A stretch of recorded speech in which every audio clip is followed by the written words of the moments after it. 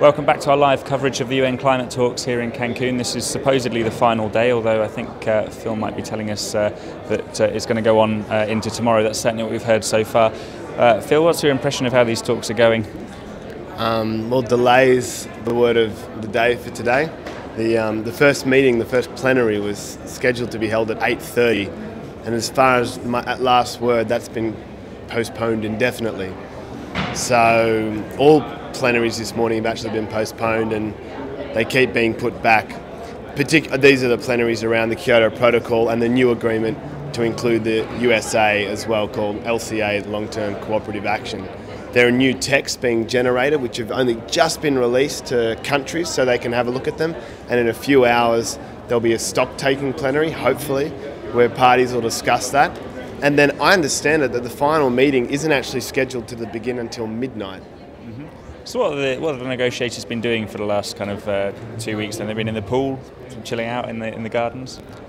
Well, the negotiators have been working on the text, so the rules that are going to make up the final agreement, and they've been hopefully making them smaller, getting rid of difficult areas, reducing options. But as I noted the other day, obviously they didn't go as far as they could have, and it's really hard because the negotiators can't actually give political ground like heads of state and ministers can. So today is essentially, well, the past 48 hours has been almost around the clock for the Australian delegation, with political meetings between ministers and heads of state trying to reach compromise and flexibility on some of the key points. What they've actually come to a conclusion on, I have no idea, and no one else does. It's almost 4:30 here, and we've been just waiting all day.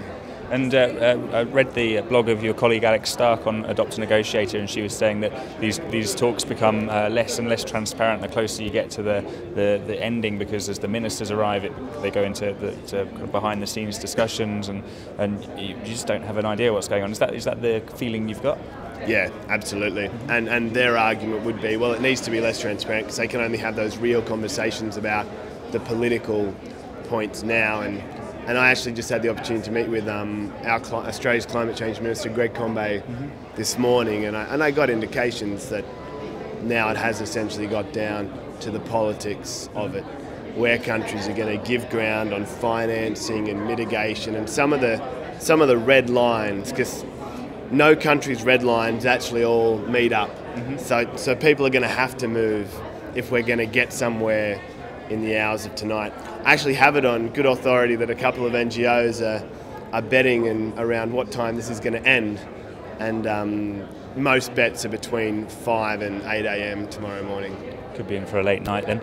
And you've covered a couple of these talks now. What's your instinct as to the headlines this time tomorrow or this time the day afterwards? Are people going to be saying that Cancun crashed? Nemo Bassi, the chair of Friends of the Earth, told us he thought the headline would be Cancun couldn't. Are you more optimistic, or?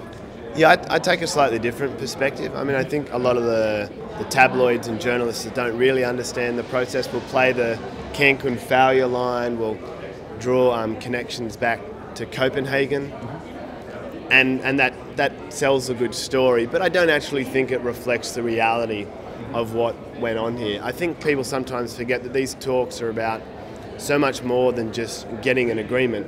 After Copenhagen, whilst there wasn't a firm legally binding agreement, since then we've seen a whole range of countries, particularly China, take a whole set of actions to start turning their emissions around and reducing carbon pollution.